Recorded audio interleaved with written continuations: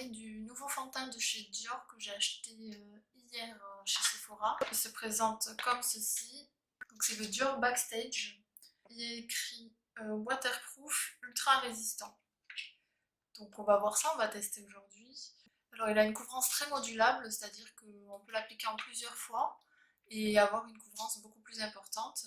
Donc il y a la couvrance légère, il suffit d'effectuer une application de fond de teint en tapotant délicatement à l'aide de vos doigts et masser le visage. Alors vous utilisez un pinceau, un beauty blender, ce que vous voulez. Après on peut l'appliquer une seconde fois et avoir une couvrance moyenne et l'appliquer une troisième fois et avoir une très haute couvrance. Donc on va voir ça. J'ai un petit doute sur le fait d'appliquer 3 fois du fond de teint quand même. J'ai un petit peu peur que ça se voie. Alors il y a écrit aussi résistant à l'eau et à la chaleur. Couvrance sur mesure éclat naturel. Donc résistance à l'eau, donc s'il est waterproof, tant mieux, hein, on va essayer ça. Donc, moi j'ai la teinte 1W Warm. Alors ce qui est génial, c'est que c'est un packaging de 50 ml. Alors que d'autres fonds de teint, on a quand même souvent 30 ml, 25, 35, mais quand même 50 ml. Voilà. Alors il faut savoir qu'il coûte 39 € chez Sephora. Bon, c'est un fond de teint dur, hein. Fallait pas s'attendre à un fond de teint à 10 €. Voilà. Donc on va voir s'il les vaut selon moi. Il se présente comme ça. Donc le packaging est en plastique. Ce qui est pas mal parce que le plastique, bon, si vous êtes comme moi, que vous faites tout tomber par terre, bah, vaut mieux que vous ayez packaging en plastique quand même. Parce que quand on casse son fond de teint, je sais pas si ça vous est déjà arrivé, mais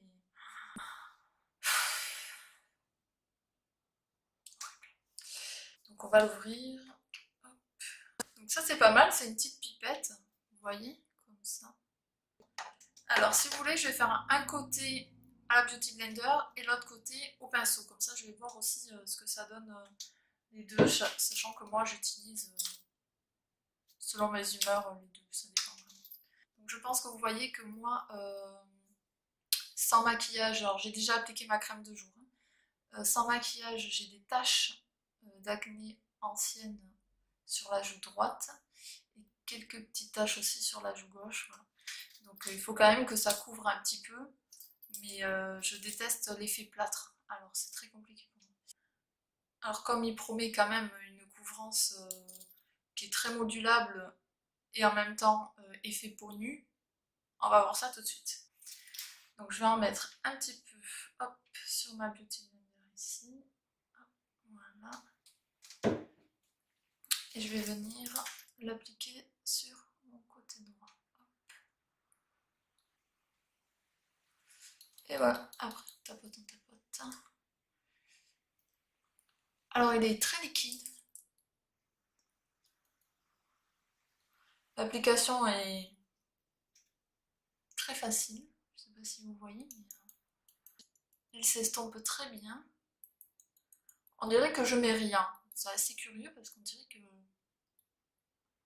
je le sens même pas sur la peau, on dirait que je mets rien. Voilà, donc sur ce côté, c'est assez curieux parce que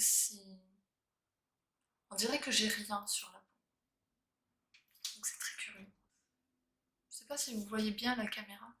Mais alors en texture, on dirait que j'ai rien. Je le sens absolument pas comme si j'avais mis de l'eau et puis c'est tout. C'est un effet un petit peu frais, c'est tout. Et quand on regarde de près, je ne vois absolument rien. Bon, je vais appliquer l'autre côté au pinceau. Donc moi j'utilise le pinceau de chez Sephora, le pinceau teint. Voilà. Je vais venir en appliquer directement dessus. Hein. Et je vais faire donc l'autre côté. Alors là pareil, au pinceau ça s'étale très très bien. Vraiment très bien. On dirait que j'applique rien. C'est vraiment très curieux. J'ai l'impression de n'appliquer vraiment rien.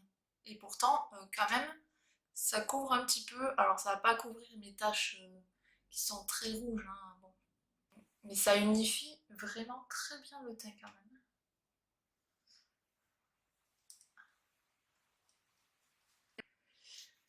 Alors, donc je sais pas si vous voyez la différence entre le Beauty Blender et le pinceau. Moi je n'en vois aucune, hein, personnellement. À part qu'il laisse quand même quelques traces de pinceau. Peut-être un peu plus long à travailler au pinceau. Mais alors il a un effet très très naturel. Ça pour le coup, c'est rien. Pour l'instant ça donne ça. On dirait que j'ai rien mis. Et pourtant quand même ça a bien unifié le teint. Ça camoufle quand même pas mal les rougeurs. Donc franchement je suis assez bluffée. On va attendre un petit peu je pense. Et pour vous faire voir, moi je resterai comme ça. Mais pour vous je vais appliquer donc une seconde couche.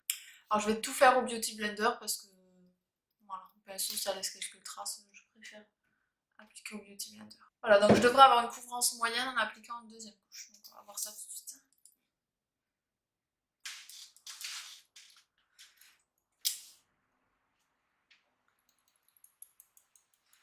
Il pénètre de suite dans la peau, franchement. Application au top.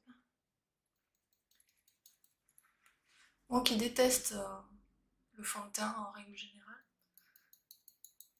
j'ai l'impression que celui-là, je vais pas regretter de l'avoir acheté. Parce que bon, 39 € quand même, il faut se l'avouer. Bon, rien. 39 € quoi. Alors deuxième application, très bien. Toujours très fluide. Ça a couvert un tout petit peu plus mes rougeurs. Après, je dirais pas que y a une grande différence, mais quand même. Par contre, avec une deuxième couche, ben, je m'attendais à avoir un effet quand même très chargé. Mais alors pas du tout, rien du tout. On va attendre un petit peu et puis on va appliquer une troisième couche. Bon, j'en remets pas des tonnes parce que bon, quand même, 3 couches, ça me fait toujours flipper. Hein. Ça fait toujours un peu peur. Ah. Et c'est reparti pour un tour.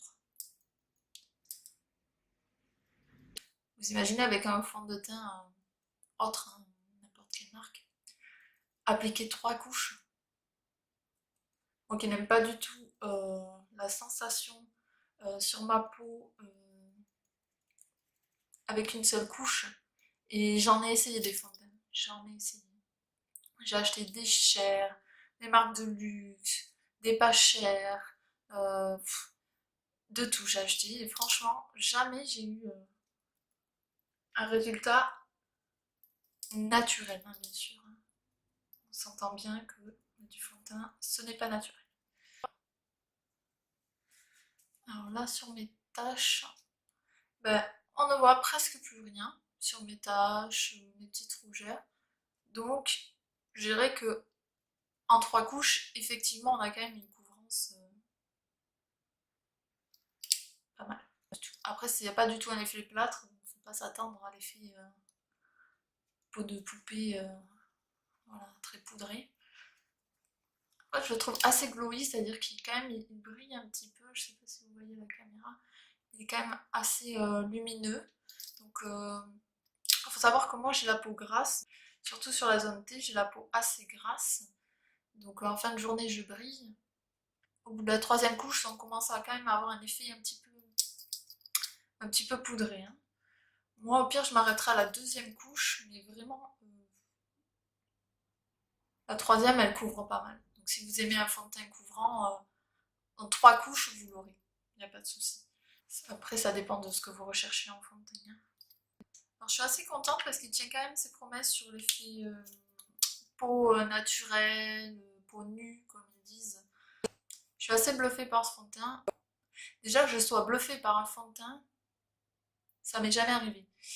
Donc voilà. Après la couleur est pas mal, hein. Là, je sais pas si vous avez vu, mais la couleur, moi, je suis pas bronzée, l'été je bronze pas vraiment. Donc, je vais continuer mon maquillage, je vais poudrer, mettre mon blush et je vous rejoins juste après. Voilà, donc j'ai fini de me maquiller, j'ai poudré. Franchement, je sais pas s'il y a besoin de poudrer puisque au bout de 5 minutes de l'application, il a un léger, mais alors léger effet poudré, très naturel qui se fait tout seul. Donc je sais pas s'il y a vraiment besoin de le poudrer. Et franchement, il est vraiment très beau. Je vais vous montrer d'un peu plus près.